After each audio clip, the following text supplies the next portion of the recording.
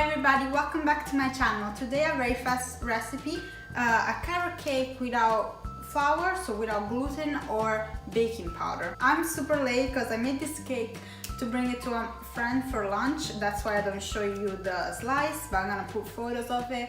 And she likes carrot cake, that's why I decided to do it. It's easy to do, you can just leave it as it is, put a little powdered sugar on top, or I covered it with chocolate ganache, which is obviously super good. I'll leave you the photos and how I made the cake. Please put a like and leave a comment here and enjoy the video. Bye!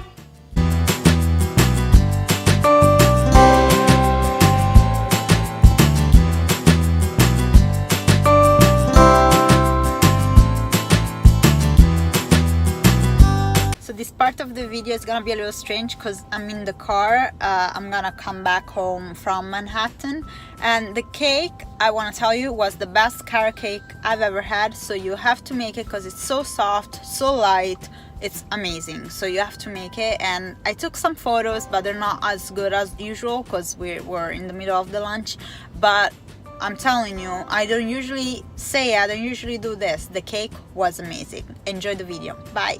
So we start taking our KitchenAid and putting 5 egg whites in it, and they have to be room temperature. That's very important. And we take the egg yolks on a side. We mix the egg whites, and when we start seeing it that it's turning white, we add 80 grams of sugar and we continue to whip it. And we have to whip it until it's pretty solid, until the point when we lift the whisk, the egg white sticks to it, like you see here in the video.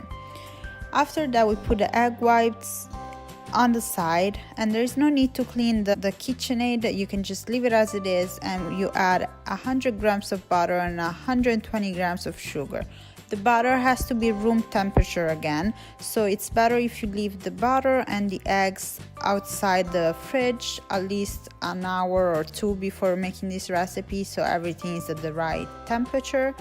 And when you see that the butter is starting to turn lighter and whipped, you have to add those 5 egg yolks one at a time. Again, it has to be room temperature.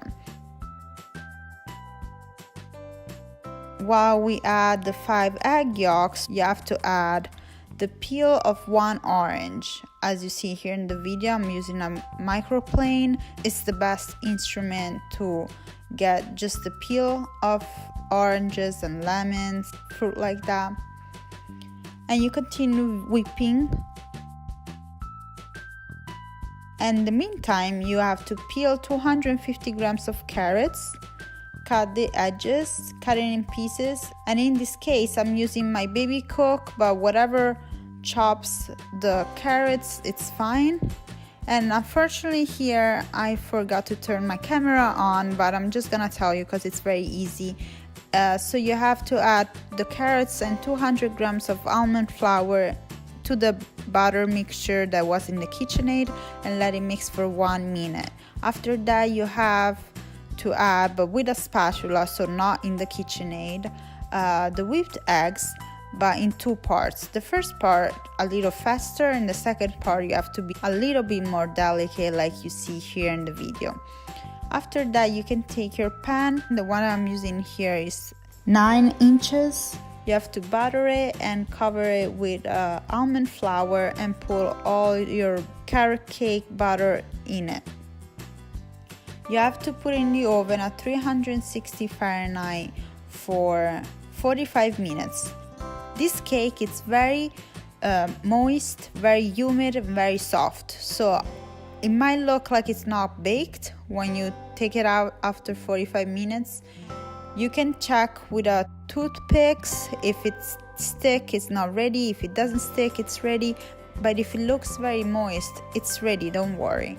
But you have to let it cool down very good because it could break. What I did here was to cover it with the chocolate ganache that I left over from my Claire's video. I just kept it in the fridge, and when I need it, I just double boiled it and melt it, and I just covered my cake, and that's it. But you can just leave it as it is, put some powdered sugar on top, or add some cream cheese frosting if you like that. But I have to assure you, you should try to cover it with the chocolate ganache because it's absolutely amazing. And that's it. That was the recipe. It's very easy, but it's absolutely amazing and delicious, so you should definitely try it. Thank you so much for watching this video, and I'll see you very soon with another one. Bye.